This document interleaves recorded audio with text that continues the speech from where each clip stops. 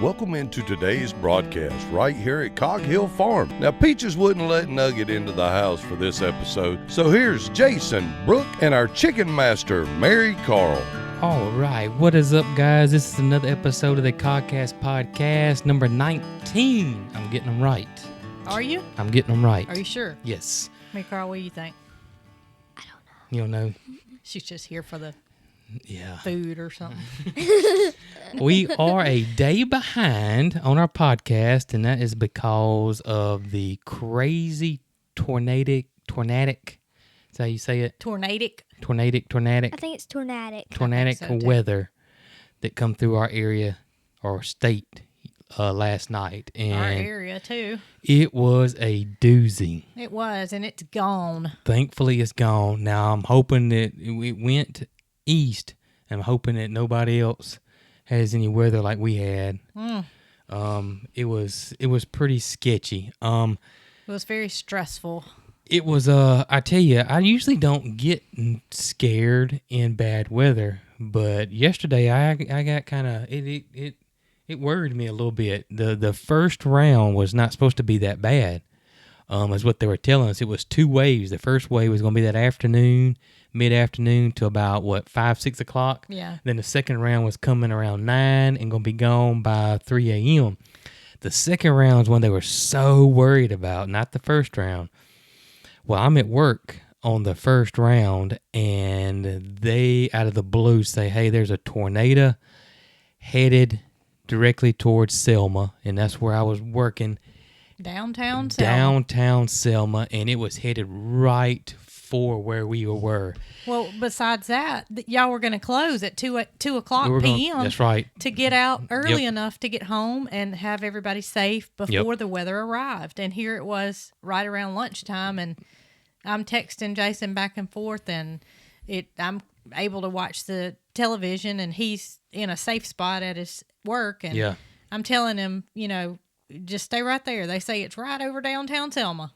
Well, what really worried me is that it was raining so hard, and then it was like in an instant. It wasn't like it was gradual or it took a few seconds or 20 seconds. It was like you just flipped a switch and the rain completely stopped and it got dead silent, and that's when I got really worried.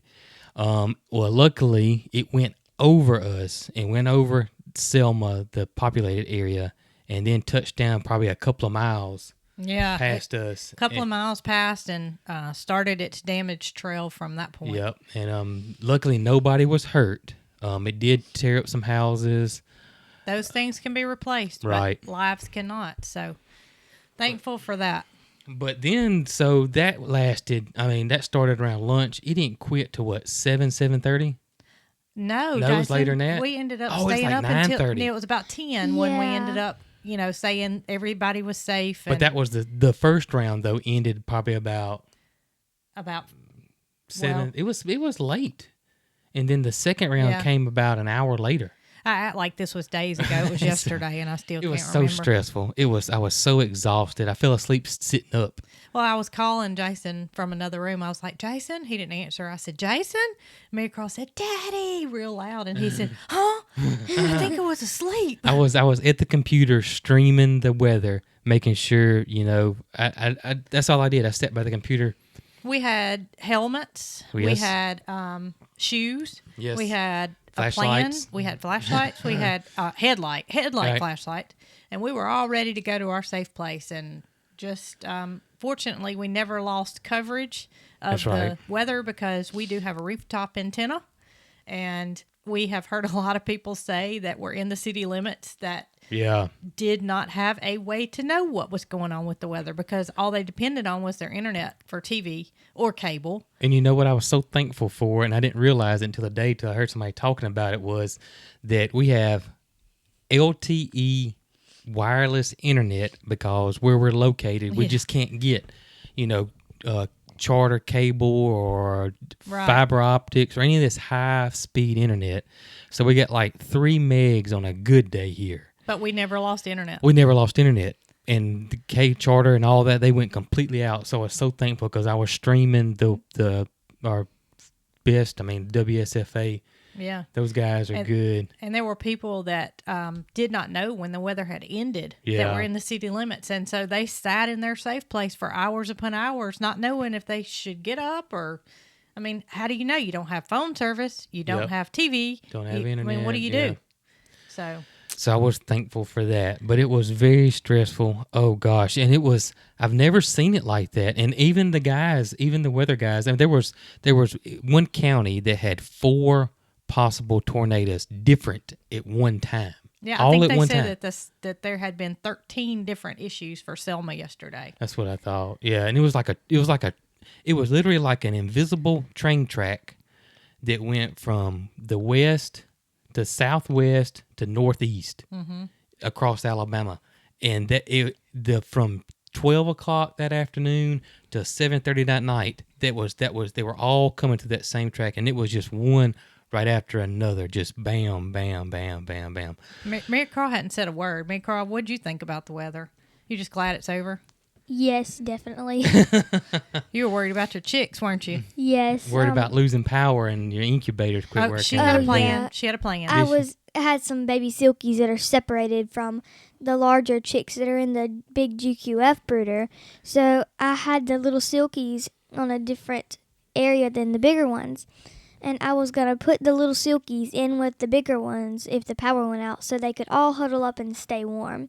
After we were given kind of the all clear, it was about 9:30, I guess it was, and the power started flickering at that point. And it really hadn't done that all day. And Marycarl was like, Mama, I'm fixing to go get my silkies. I'm fixing to go get them. And I was like, just wait. We hadn't really even lost power. It's just kind of flickered. Yeah. You had a plan, didn't you, baby? Yes, and my little chicken Belle was even in the house. Yeah, Belle was in the house. And still in the house. Still in the house. I don't know how that's going to. I don't know how that's going. Well, that's okay. We'll talk about that another day. We'll leave Belle alone. Leave Belle alone. Belle and Marycarl will leave y'all alone. That's right. So. But it was a crazy day and so exhausted and all that good stuff. So this is what happened. Well, we didn't have any, damage. We knew nothing had hit the house, but we had heard a lot of torrential rain. Oh gosh, it was a lot of rain. So this morning I look out the bathroom window and I see that the driveway is just washed away. Yeah. And we've got gravel for about 3/4 of the driveway, and then part of it that's on the big hill is concrete. And I holler at Jason immediately, have you seen the driveway? And the next thing I know is I hear the door shut and he's gone. I'm gone. And y'all literally, we have not had rain that hard since before the last hurricane. I mean, it's been a long time. I was thinking back, the tropical storm that created the sinkholes was not near that much rain. The trench I just about ripped my headset off, but the trench in the driveway is literally this deep. It's bad. The rocks are gone. You can see the red. And it's still there today because I had to get Jason to help me adjust the box blade on my Big O. It was kind of, I hadn't had a reason to use it, so it wasn't completely level, and I didn't want to start scraping the driveway unless it was level. So tomorrow I get to work on the driveway. And other than that, we had some wash. We didn't have nothing. I'm not complaining. We have a roof over our head, and all the animals are safe. Yes. I'm not complaining. No, I'm not complaining at all. Are your birds okay, Marycarl? Yep. Everybody's counted for. And then we had, several of our friends said that they were dealing with the heavy rain, water issues, getting in their shops and flooding. We had one guy said it almost come in his front door. Yeah. So it was a ton of rain, and it was nonstop. And it wasn't just localized to Selma. It's been all over Alabama, I believe. I think so too. So if y'all are east of us, be prepared. We're thinking of y'all. We are. It was a rough day yesterday. So we've had some questions, and I'm going to let Marycarl pick the first one. I'm looking at I think this one would be a good one. Is a green egg the same as an olive egg? No, but some people will consider an olive egg green, but technically it's really not green. It's olive, and that's classified as olive eggs. And it also there's an egg in our basket that looks kind of a pink. Is it a pink layer or a just light brown? Actually, the color of it is called pink. It's a pink egg in general, and there is a thing. It's like a. I don't really know how to explain it. It's like a chalky covering on some of them, and it will look like that sometimes. But most of the time, it's a true pink egg from one of my Americanas. So are Americanas the only chicken you know of that lays that pink color egg? Easter eggers, Americanas. Those kind. But then what lays that dark colored green egg that you refer to as an olive egger? That is a hybrid, mainly a cream leg bar and a Marron. Okay. So it would be a mixed breed chicken to create that olive egg, whereas your green egg is created by what? A green egg is really kind of like you have an Americanas that lay. Americanas can lay green. Easter eggers can lay green. What was that green egger we had? What was it called? Starlight green egger. Starlight green egger. It's a hybrid. Yeah. That's it's probably just something they produce from. Yeah, I'm sure. I think that's from Hoover Hatchery. Yeah, because we got them from the feed store. Okay. From one of those that created the unique green colored layer. Whiting True Greens. That's a McMurray hybrid. Okay. So different hatcheries have their different names for their breeds that they've came up with. Yeah, and they just figure out the genetics. And Marycarl, can you buy an Americana like as a chick and know what color egg it's going to lay? No. So that's impossible. So you buy the chick, and it's either going to lay what egg if it's an Americana pullet or Easter egger Yeah. Pink, blue is your main color. Out of 5 Americanas, you're going to have 3 that are going to lay your blue eggs. So the most common is blue, and then what other color? Green, and then I've had several that lay cream. Like a cream color, yeah. Yeah. So you either hit the jackpot by a pink, wouldn't you say? Yeah. I mean, that's probably the rarest.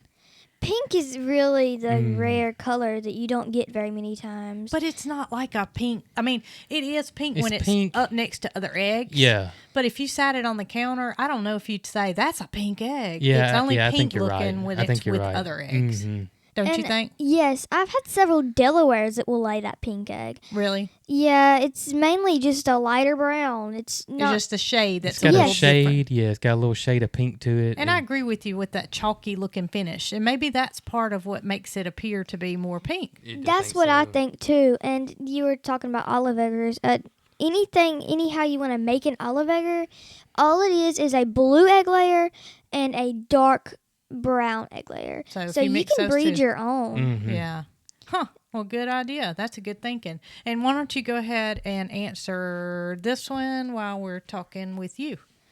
There is a thing called pasty button chicks, and all it is when their feces gets stuck to their butt, and it's really bad because sometimes it builds up so much that they can perish. It can get really annoying because I really don't know how it happens. But it needs to be taken off. Yes. I think how it happens is they got little feathers around their vent. So when they do poop, one little bit gets stuck there, and then next time they go, another one gets caught, and it just kind of builds up, and they go a lot, so it can happen like that. And there's some people that say put like olive oil back there or some type of oil that's not going to hurt them, and that will help prevent it. But for the most part, they just keep them clean. Yeah. And if you successfully keep them clean, you can keep it from happening. Yeah. Because it's a build-up thing, like you said. You could just pull it off, and if it gets really stuck, you run them under warm water. Warm water, yeah. But don't get their whole body wet, right. just their rectum area. Yep. And speaking of this, the mothers, they will pull the pasty butt off of the chicks. And I've never had a hen that has babies that has it. They just pull it off. So it's chicks that come from hatcheries or that you incubate yourself. Right. No, the mama pulls it off. No, I'm saying that's who has it. That's who has it. Most time when you raise them yourself. Because you're not going to go down there with your mouth and pull it off of them, are you? No. Okay. Hey, you did that one time. When you put that pacifier in your mouth. That's right, I did do that, yep. didn't I? She was cleaning that baby's rectum off. I wouldn't doubt Marycarl. She gets close to her chickens now. Hush. You know what I'm saying? I'm just saying.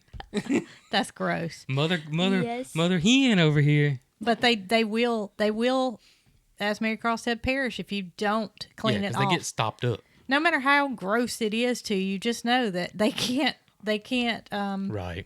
go to You the. could probably use tweezers if you wanted to. A little bitty pair of We- sharp scissors. we But you gotta have be had to do careful. that. You gotta be careful though, because you don't want to cut them. We have had to use little scissors before, but it's been a long time since we've had pasty butt. It has, Oh, because don't Mary say Carl's that. been I shouldn't say Marycarl's that. been picking them off with her beak. That's what it I is. haven't. mother hen. But we haven't had any We in haven't. a long time. And I wonder if it's just good nutrition helps prevent it, or I don't Could know be. that there's any way that you can prevent it. I don't think you can. I think I mean, the oil might work, but Oh, girl. I really don't think so. You see, It probably won't help as much. Yeah. the oil might help. So there's really not anything you can do, but you Yeah. do need to clean it off if you notice it. Right. All right, Marycarl, You got another one you want to answer? do you want to answer this one? This one. Why are there no miniature horses or donkeys as a pet? Well, I used to have a miniature horse, and his name was Tucker. And he just got to where we got another male horse, and he got to where he was just crazy. He kind of just turned tables, and Yeah, and we got Tucker when Marycarl was 2. he was just a He was a sweetheart. babysitter. He was He a was. babysitter. He was the absolute best first horse we could have got her. Just so easy to deal with, no problems at all. And then I got into horses and decided to get. Well, we went through several horses, but we ended up getting a mare, which was Sprinkles. Sprinkles, and then Zelda. Yeah, but before that, remember there was Prince, and that's kind of when the trouble started. Prince. But Yes. to me though, it really started though when Zelda was there. I don't know what happened, but he went from a miniature sweetheart to a miniature not Nutcase. sweetheart. We couldn't catch him before he'd come right up to us, but he got where we couldn't catch him. Yeah. And Marycarl being small at the time and a toddler, she didn't want to go out there and spend an hour trying to chase him. And Yeah, it just it was just a frustrating thing. And then, like I said, I was in the horses pretty good. And, I just had several things that I saw happen and several things that happened to me. And she had kind of lost interest. then I really got scared. And I was like, you know what?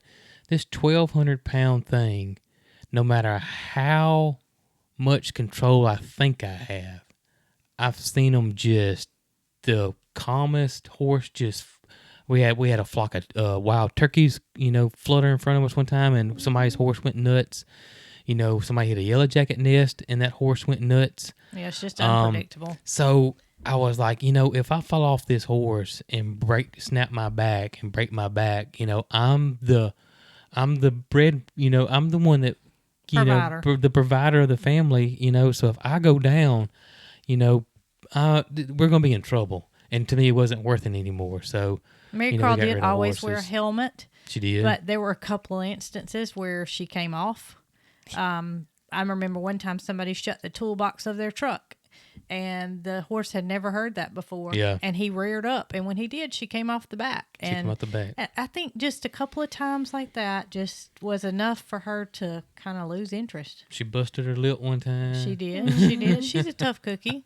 And she decided that chickens were much safer than horses. So That's right. And I think that's probably when we decided that we may go to goats too. Yeah, I think so, to get back into goats. Yeah, because we had the whole place fenced in at the time for a pasture for horses, and it wasn't really enough space for horses. It's just we were fulfilling her dream. That's right. And as for donkeys, we don't have room. We don't, yeah. We went through the horse thing. We know that we can't ride a donkey, so unless we had more property, more area, then a donkey would not work here. We just don't have enough space. That's right. I would like a donkey. I would too. I think they're cute. Yeah. A regular or miniature? Miniature. Miniature. I and like raise the it from tiny a ones. baby. Oh, Don't you man. think, Yeah. Marycarl? Oh, it could live with the goats. It That might be could. good. We might should get one tomorrow. What do you think?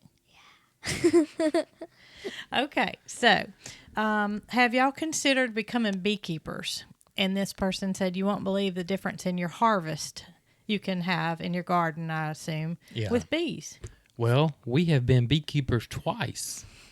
The first time was a total failure. It was. We were pretty confident because we had a lot of other beekeepers in our area that the county sprayed Roundup or whatever they spray on the side of the road to kill the weeds. Really affected our bees. Yeah, it was almost simultaneous. As soon as they sprayed the roadside, within a few weeks, our hive started going nuts and just losing astronomical numbers. And then hive beetles took completely over. Yeah, I mean, it was horrible. The hive was weakened, and then after that, and Marycarl was really interested in it. And it was very cool. The little bees would always take the ones that didn't make it, and they'd drop them in front of the door. Yeah, Marycarl and I spent a lot of time just observing the hive and felt real comfortable with them. But after we lost that first set, we were kind of hesitant. Yeah, we're not going to do it again. And then, out of the blue, we got a phone call from animal control.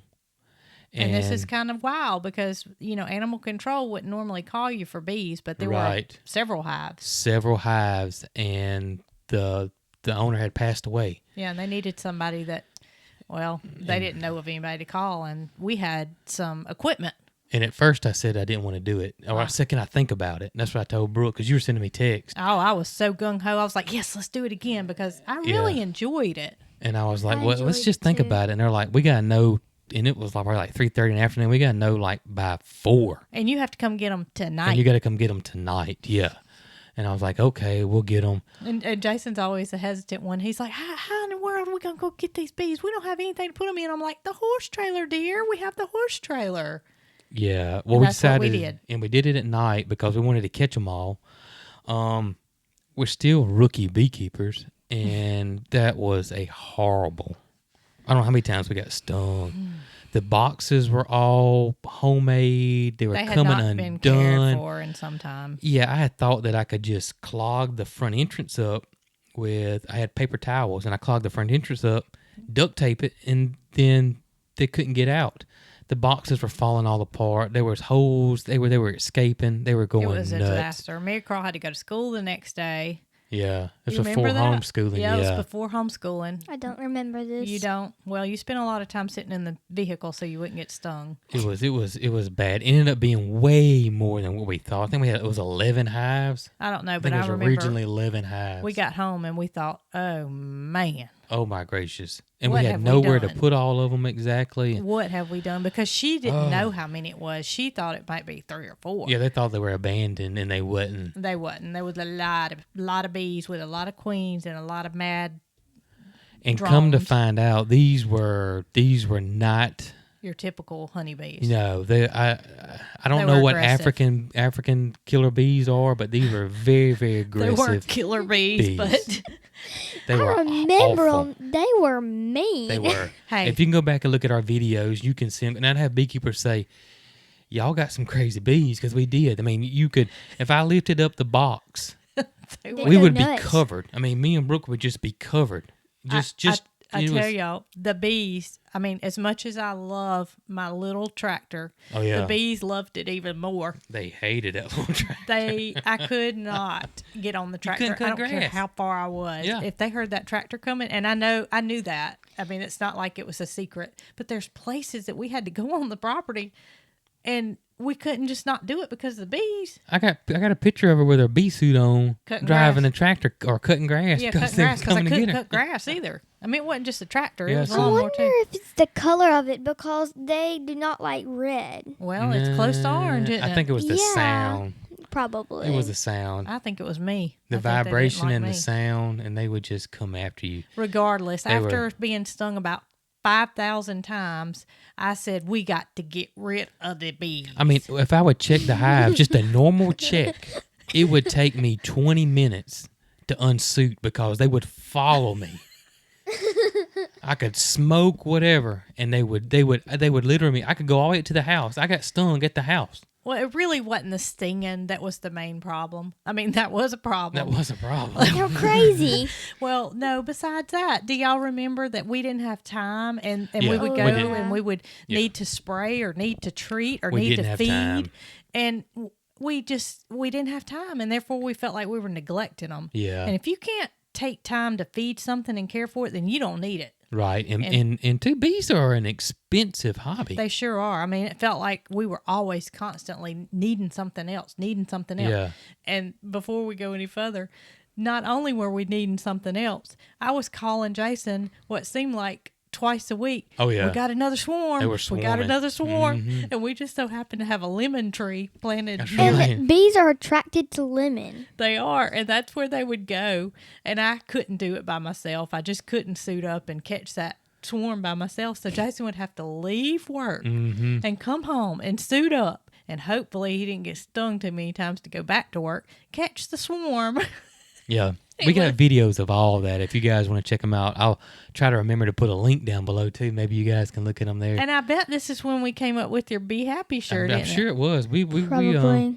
We had several bee videos. We really did. We did, and we did enjoy them. It's not to sound like it's not for, don't give it a shot. Oh, yeah. I mean, it's a good hobby to have, but when you have as much as we have, we Right. just couldn't prioritize, and they became on the back burner, and therefore it wasn't fair for them, and I didn't want to be stung anymore. And Right. It just was the best thing to do. And plus too, in the wintertime, our area kind of gets wet. And, Yeah. And I don't think the bees like that either. So. No, they told me one No. And time we have they a lot, didn't. and we have a lot of shade, and that's what I was told. That was one reason why we had hive beetles, was because the hive beetles love the shade, and so it was a lot of stuff. But And there's so much mixed information. You hear one Yeah. thing from one person, and the next thing, and there's like you don't know what's fact or fiction, and it's kind of trial and error. And yeah, so we have been the bee route. we have been the bee route. We really have. All right. Got a question for Marycarl. What age do I start the chicks Oh. on laying pellets? That would be like 4, 5, 6 months. Mainly, Before they start laying. Before they start about a laying? month before they start laying. So I would say typically your 4. average chicken is going to lay at around 5 months old. Yeah. So, So 4 months. 4 probably. months. 4 months. 16 yeah. to 20 weeks. Yeah, that'd be Yeah. a good, 4 to 5 months. You don't have to be on a dead schedule. If you start getting eggs and you're still on chick starter, just suspend the chick starter and start on your laying pellets, and Right. they still gonna lay. They still Yeah. gonna lay. You don't want to eat medicated chick starter though. Oh, that's actually not true. It's a myth, actually. Well, What? it is, but I'm just saying you wouldn't want to feed a chicken medicated Yeah. chicken feed for their primary diet, and No. but it wouldn't hurt you. No. It wouldn't hurt you. You just don't. You want to switch them to laying Right. pellets before they start laying. How about that one, Marycarl? About Would you? the rooster. Would you? Well, I was What gonna about the emu egg? Okay. Whatever. How long is the incubation for emu eggs? It is about 60 to 65 days. It is. It's a long time. And Yes. emu egg is not like a chicken egg. No. First time we ever got an emu egg, You couldn't handle it. we didn't pay a dime for it, but it was still so many variables It that had is. to be considered when hatching an emu egg. You were supposed to weigh the thing every day. Mm-hmm. You were supposed to adjust the humidity as to if it had gained or if it had lost. And it was just about impossible for us to understand what to do on a daily basis. It is. We did the best we could with the ones that we incubated. And out of 14 eggs, one of them produced a baby that An could. embryo. And Yeah. it could have hatched, but it did not make it out. It So, didn't make it out. I mean, Yeah. It was fully formed. we thought we did everything just perfect. Right. But we didn't. Yeah. We had like 7, and one of them didn't have green sloppity juice in it. Yeah, it was not very good Yeah, odds. I it was mean, not. we didn't like our hatching situation, and that's why we went ahead and bought Nugget as a chick. Yeah. I think. Yeah. And the emu hatch nugget. The emu hatch Yeah. Nugget, Yes, and baby emus are called emu chicks. emu chicks, and we just decided after that not that we couldn't do it, but that it would be best for us to probably not hatch 14 emus. Right. I mean, if we did get it down pat, we didn't need 14. And so therefore we bought one, which is, well, we actually bought 3 and ended up with 1. That's in a video. So. Yeah, that is in the video when we went and got the nuggets. All right, Marycarl, what about this? This is what it says. I have a question for Marycarl. I live in the city and can have hens, but no roosters. Are there any breeds of chickens that roosters are not as loud, so I could sneak one in? No. Roosters are going to crow if they have hens. Sometimes if they're by themselves, they're gonna crow. They won't crow as much. But they're going to crow. They're going to crow. And they're just going to crow. There's no not breed. Loud. Yeah. Now you may get a rooster that's a weirdo that's quiet, but it's not breed specific. It's just that guy's just not a talker. I think Marycarl ought to come up with a quiet rooster. Yeah, he may do that. I have a Silky that doesn't crow. He's a weirdo. But we got a Silky that won't shut up. Yeah. Named Emu of all names. His name's Emu. Gosh, he's a loud one. He's nonstop. He's every 3 seconds. So don't think you can go out and buy a rooster and hope he's not going to crow, because he's going to crow. He's going to crow. So, that's not going to work. And somebody's going to hear him. Yeah. So, I don't want to get you in trouble. So, no on any type of quiet rooster. I mean, some of them, but don't go out and get a rooster if you live in a neighborhood. Yeah. That's right. If it's against some your of rules, them are don't do it. Just like quieter than others, but it's not a specific species. It's just a weirdo. Unless there's one out there that we don't know about. But other than our experience has been, they all crow. That's right. Yeah. At a certain, you might think, oh, this boy's never gonna crow. It's gonna happen one day once they meet. I mean, it might sound like, yeah, but it's gonna crow. It's gonna crow. And Marycarl can tell the differences in their crow. She's like, that's Mama, that's not so and so. That's corny. And I'm always like, I know emus crow. Well, I don't know any of their crow. We used to have one, and he was a little bantam. I can't remember what breed he is, but this is hilarious. I think Marycarl wasn't even born at this time. I remember it. He said, "Get your hair cut." Well, she was born, obviously, because it sounded just like he said, "Get your hair cut." Get your hair cut. It was so funny, y'all. Will never forget that as long as I live. Every time he crowed, "Get your hair cut." It was so funny because it sounded just like it. Okay, there's no link for the Yeti tumblers, Jason. All right, I'll put a link. I said they were on our website, but I should have put a link to them. For everybody out there that is wanting, we have teamed up with a company with Yeti, and so there are official Cog, and this isn't a sticker. This is like etched, lasered in there or something. I think it's called die cut. It's pretty awesome. But there are Yeti tumblers and cups and bottles right now. Now, we may expand that, but we'll see. Because I'm going to be honest with y'all, this is a high-quality product, and it is on the upper end of the price range for this type of stuff. Well, they don't give it away, and a good product shouldn't be given away. Right. Therefore, it's on the Cog Hill Farm website. But I will put a link in this. Are you sure? Yes, I will. Well, I've answered several questions, and I always just give them the link. Marycarl wants to leave. Okay. So, bye. We enjoyed you. Gone. Thank you. Well, she starts tapping on my leg, and that means she's supposed to go. She's ready to go. So, he's going to put the link to the Yeti tumblers, and I gave him a spanking over that because, nobody wants to go search for your stuff when you link there. I'm sorry. Jason, would you recommend someone doing just 10 meat chickens for their family? Yes and no. I mean, I wouldn't see anything wrong with it at all. I will tell you, it's going to be a lot of work.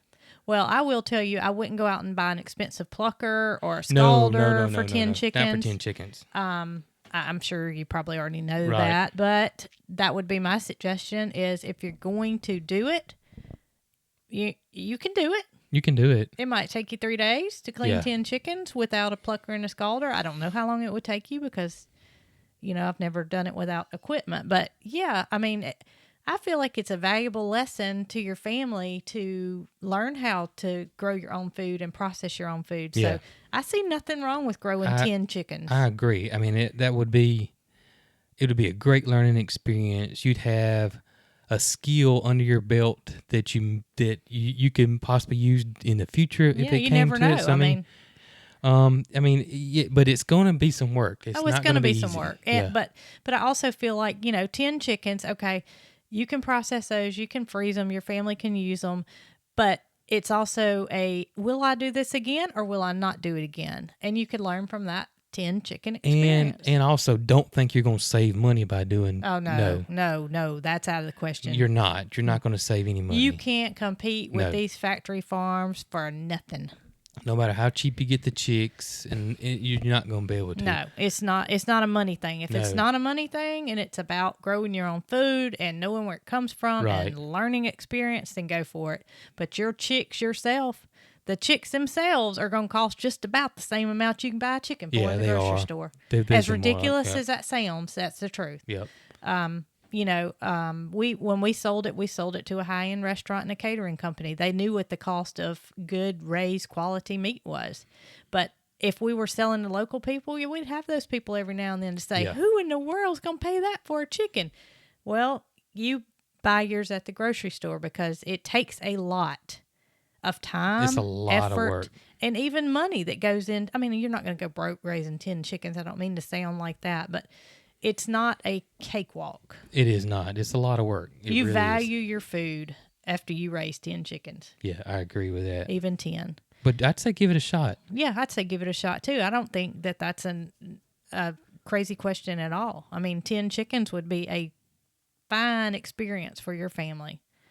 How about using a lunch sack for your garlic? I think that'd be fine. Oh, I think it's absolutely Yeah, perfect. yeah. But my garlic crop is going to be like this big. I hope so. And so I need a big old sack to put mine in. hope so. But a lunch sack would be fine. If you Yeah. just have, a few clothes or whatever you've got to go in there and fold it up and put it in the bottom of your cabinet, it'd be perfect. I think it'd be fine. But the only reason I use those big sacks is because I always put up a lot of it. Yep. So, all right. In one podcast, we told a story about Earl, our favorite goat, that went to the goat show. And if you have not heard that podcast, please, I think you'll really enjoy it because it's a great story. Go check it out. And we said in that podcast, because we get off subject really easy, we were going to talk about how he got his name, Earl. And we did not answer that question in that podcast about Earl. I've answered several emails that people wanted to know how you got the name Earl, and I thought to myself, well, we said that. And I answered the question without, being Right. a smart aleck and saying we said it. And I told Jason, I said, people are asking where Earl got his name from. He said, we never told them. We never told him. We got off subject in that And we podcast. liable to get off subject on this one if we don't go ahead and tell very you. easily. So, how did Earl get his name?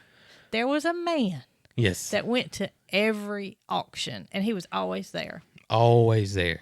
And his name was Earl. Mm-hmm. And we just saw it fitting that Plus, He had Earl red hair. had red hair. he had red hair and long red hair. Long red hair. And it was just so fitting that Earl, our goat, was red. Yep. And Earl, the man, was always at the auction. And that's who we beat in the auction for. You remember he was going That's up right. against us. That's right. Yeah, That's right. So that's how he got his That's name, how Earl. he got his name. His And name it was fit Earl. him perfect. And we never talked to Earl. We never had any communication with Earl. Not good or bad. Right. Just we didn't know him. Right. But we knew his name was Earl because he was always there and he was always buying stuff. Always buying stuff. So how fitting for the goat named Earl. That's funny. Though. How about our That's funny. dogs? Let's talk about dogs. And I've been asked this, and I think I've answered it before, but not on a podcast, I don't think. But how do you train your livestock guardian dogs? What kind of things do you do? We don't. It comes 100% natural to them. Just like a Labrador Retriever.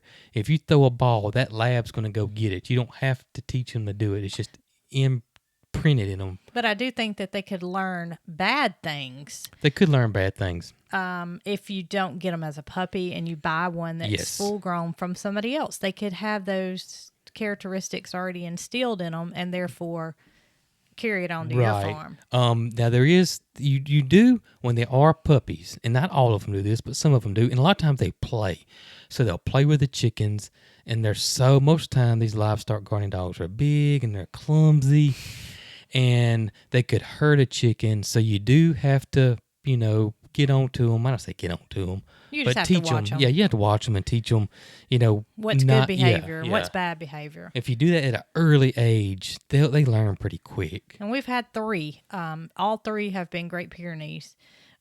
Foxy is a Pyrenees Anatolian mix. However, I don't see the Anatolian in her. I only see the Pyrenees. Yeah, we think she may have some other things in her too. But our first one, and back to the goat auction. Yep, Lulu. Lulu came from the goat auction, and we had goats at the time. Mm-hmm. We were at the auction with our friend Julie, and the man had Great Pyrenees puppies, and all of them were auctioned off except for one. Do you remember that? Mm-hmm. And so that one didn't make the auction, so he was going to take it back home. So I went up to the auction counter after we had she was so cute, after it was over, and I said, what about the Pyrenees puppy that didn't sell? They said, well, he would sell her to you for what the last one sold for. And it was like $40. Yeah. Or something like that. And y'all, she was the best dog ever. She was, and he called her Lazy Jane. Lazy Jane, because she was the laziest of the bunch. She just laid around. All the other puppies had a lot more energy than her, but Lulu was a hoss. Lulu was a great dog. She was awesome. Yeah. She was over 100 pounds. Yep. We got her because we had goats, and she lived in the goat pen for a very long time. And Lulu decided at some point she didn't want to live in the goat pen. She started digging out. And so we took that as Lulu didn't want to live in the goat pen. Yep. And we didn't try to keep her in there anymore. So she free-ranged our farm from that point on. And my mom moved out here, built a house next door to us while Lulu was still living, and kind of became her dog. Yeah, she got attached. She kind of got attached to Lulu, and she still protected the farm, but she spent a lot of time with Mama. Yeah. And Lulu ended up passing away on our farm. She was about 10 years old? Yeah, I think she's about 10. I think that's probably about the average. I think so. So we got Bear before Lulu passed away. That's right. And we got Bear from our friend Terry that used to have Old South Goat Farm. Mm-hmm. And she had both parents of Bear. And Bear, you want to talk about a hoss. Bear's a hoss. Bear's huge. He is huge. He's literally He's the biggest one I've ever seen. The height of a Great Dane. He's the biggest one I've ever seen. He is, he's very intimidating if you were to come up on our property. He's, I remember I used to have a little small hatchback car, and there was a time that his hair got really matted under his arms, and I couldn't cut it, and I didn't feel comfortable, so I took him to a grooming place to have him groomed. Right. And that boy, the top of his head just was all over the top of my car, and y'all should have seen the looks of the people going down the road, and he's like, looking out the car, and they're like, oh my, the people are pointing, look at that dog. He's huge. He is a big boy. But back to horses, do you remember this? Yeah. When we got Bear, we had horses, and Jason had a horse named Sprinkles. No, it wasn't Sprinkles. I'm sorry. What was her name? My mind just went blank. Oh, man, went right blank too. Gosh darn it. Spirit. Her name was Spirit. Marycarl loved that show, Spirit. The movie Spirit. That's where she got it from. So this horse was named Spirit. It was a young horse. She was very young, but she had a lot of potential. Yeah. And she, for whatever reason, did not want anything in her pasture. She was very, very possessive of the pasture. And it wasn't people, it was animals. And chickens, it didn't matter. Ducks, geese. Did not see an animal in that pasture. Our chickens literally quit going into the whole front area. And we never saw anything bad happen. We just knew that she kind of run them towards them, and they didn't come in there anymore. So we knew, to keep dogs, whatever, out of that area, because she had the potential to do some damage if she wanted to. Mm-hmm. So when Bear was a puppy, Marycarl was very young at the time, maybe 3. Yeah, I think so. Maybe 2. No, I think she was 3 because this was after Tucker. Well, Bear's 8, so that would be right. Yeah. And she's 11. Yeah. So we have Bear outside, and we had a dog kennel thing that we had him near the chickens. Yes. So he would get used to the chickens. And we would put him in that area and let the chickens walk around so he would get familiar with them. Well, we had Bear out walking around with us, and we took our eye off of him literally for an instant. It's like one of those tragedies you hear of, you know, you take your eye off of him for an instant and something happens. We turned around and Bear was in the horse pasture, which was a split rail fence. It was 3 rails. So the bottom one's about that far off the ground. He just went under there, and Spirit had a fit, literally. You thought he was dead. I thought he was dead. You sent me a text and told me that Bear's dead. I was, oh my gracious, my heart. I have never, and Marycarl was screaming. I have never felt that, you know, just knowing that it was my fault. Yeah. That's what I felt like. And so I got him out, and luckily I wasn't hurt, got him out, and I just knew he was brain damaged. But she stomped him. She stomped him Yeah. up and down. I mean, she stomped him. And it was just a visual for me that I don't want to see again. You know, I felt like I was watching him and I was doing everything I should have been doing, and lo and behold, that happened. He was fine. He was fine. I don't know how. Absolutely fine. I don't know how. He's not the sharpest tool in the shed. He is not. But he is a good guard dog, and he is a excellent companion dog. He is. But he's lucky to be here. He is lucky to be here. He's lucky to be and here. we shortly got rid of Spirit after that. We did. We said if she can do that to him, then think of what could happen if she just didn't want a child to be in there. So we weighed our options, and we felt like the best thing to do was to rehome her, and she went to our friend Julie's. Yep. And so we no longer had a worry, and the chickens and started she ended going up back being in. a great horse. She did. Yeah, she ended up being did. a really, really good I horse. bet she's still a great horse. Yeah, I bet so too. But our chickens started slowly going back into the pasture. That was so crazy to see our chickens in the pasture. Ducks. I mean, but they were not in there before. No, they were not. And we really didn't it didn't register with us that there were no chickens in there because of the horse. It just, I mean, we had figured it out by the time Bear was here. Yeah. But it just really wasn't an issue. So, back to the Pyrenees. Do you have to train them? No. No. Do you need to watch them?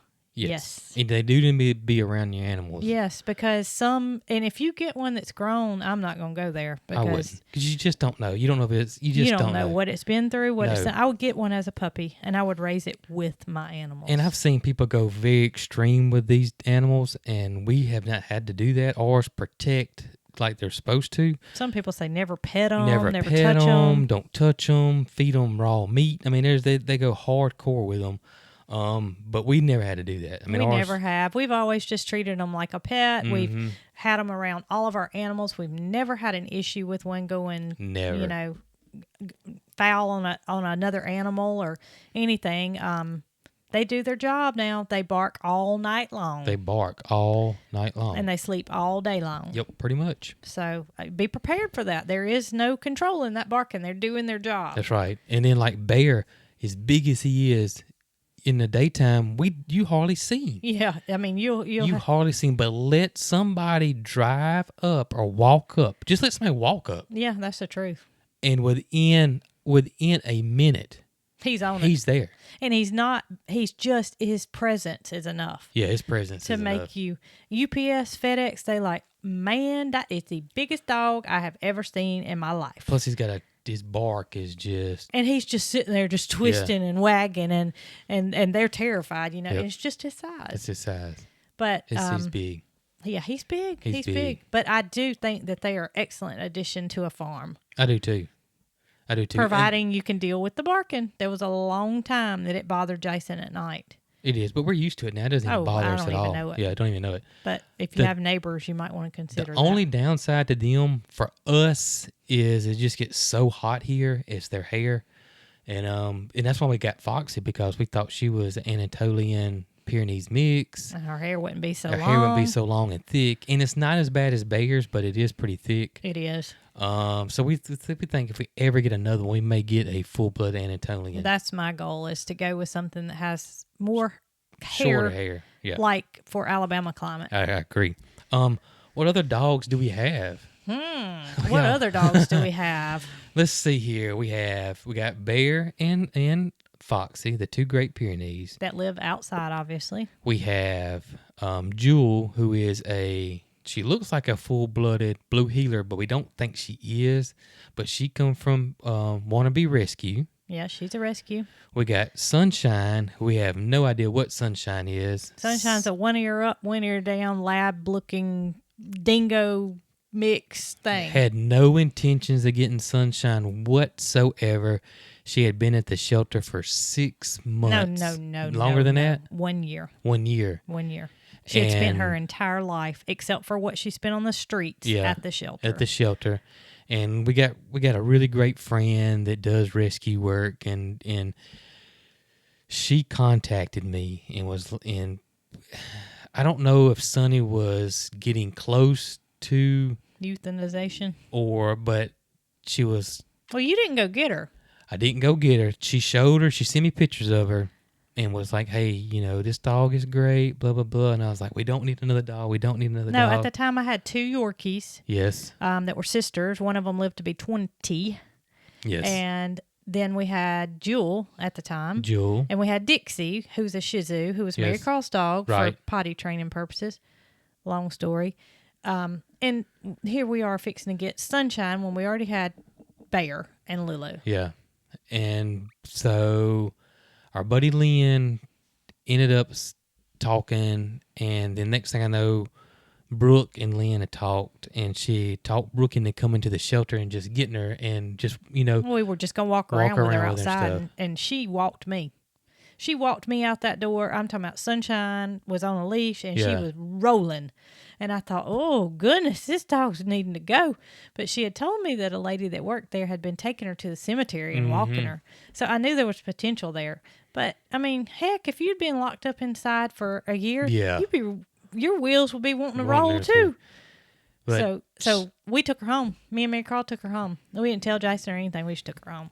And she's I'm awesome. talking about sit, lay down, stay. She appreciates her house. She loves it. But now she's got where she wants to stay outside. She does not want to come inside. So we ended up putting a bed on the front porch. She sleeps on the front porch. So she's kind of our guard dog too, I guess. Yeah, she's got where she kind of guards. Maybe she's the daytime guard. Maybe they got that worked out because she seems to sleep at night. She does. She sleeps at night. You don't hear her barking at night. So we've still got Marycarl, Shih Tzu, Dixie. Yes. Who is 9 years old now. And I have Gidget, the Pomeranian, who is absolutely the most precious dog in the world. I don't know if any of y'all are Pomeranian owners. But we should do a Pomeranian podcast. Pomeranians are... Go ahead and say it. They're crazy. You won't hurt my feelings. They are crazy dogs. Y'all tell us your experience with the Pomeranian. If you've ever known one, lived with one, I need to know. Let me tell y'all, they are wide open 24/7 nonstop. As soon as she wakes up, she is like somebody had drank 32 cups of coffee. I mean, she's just going. Jason had the nerve to ask me today. What I asked you today? Okay, are you ready? Yeah. You asked me if I would ever own another Pomeranian. I did. And what did I say? Yes. And how long did it take me to answer that? A split second. Okay, so you're a Pomeranian for life. I guess so. She is. She's an awesome dog. Don't get me wrong. She's extremely smart. She's very affectionate. And she's beautiful. She is beautiful. And she goes from 0 to 100 in a split second. But it's crazy as she acts. You can put her in a car and she just sits up. She's calm as she can be. Calm as she can be. You can bathe her, super calm. Brush her, super calm. Put her on the ground. Piece of popcorn hits the floor. It's Cujo. Oh, you don't have to talk about her like that.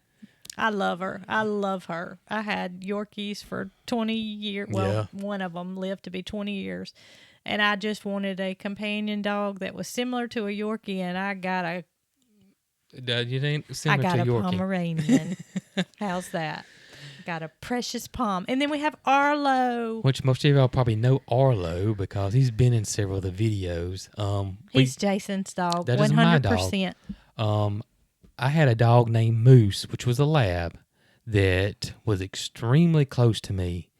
And I hadn't had really my dog since Moose passed away 8 years ago, something like that. Marycarl wasn't born when Moose died. So it was 11 Babe was years alive. ago. Babe was alive. So it's been a while. It's been a while. He's been chasing that dog ever since. I really wanted a French bulldog. Then he realized they passed too much gas. That was one of the main complaints about French bulldogs. I don't care how much gas Gidget passes. expensive. She's an awesome dog. They are awesome. And she's prissy. She is an awesome dog. Pomeranians are awesome. I'm not going to lie, but they are crazy. She is prissy, and she is everything I have ever asked for in a dog. But Arlo is a miniature schnauzer, and I was wanting a French bulldog, but like I said, they're so expensive. And I took one of these little quizzes. I took like 10 of these little quizzes. That you go online, what dog breed matches you? And the miniature schnauzer kept coming up, and I've never, ever, ever, ever wanted a miniature schnauzer. Your battery's flashing red. I got another one right here. Well, how much time you got on that battery? I don't know. Well, I hope y'all enjoyed this episode of the Cogcast podcast, because it's been going about an hour. Yeah. I know y'all are getting tired of listening to us, but but miniature schnauzers are great. I love Arlo. I love Arlo too, but Gidget is the bomb. Yeah, the miniature schnauzer Arlo has been really, really good. He's not crazy. He's not crazy, and he and Gidget just get along just great, because Gidget's play toy was Dixie, who's the Shih Tzu, who is like, she's getting on up in age and she's tired of playing. She's tired of playing. So Gidget and Arlo are BFFs, and they love each other. They do love each other. They're precious together too. And we love y'all. We love y'all. But we got to say, y'all be good.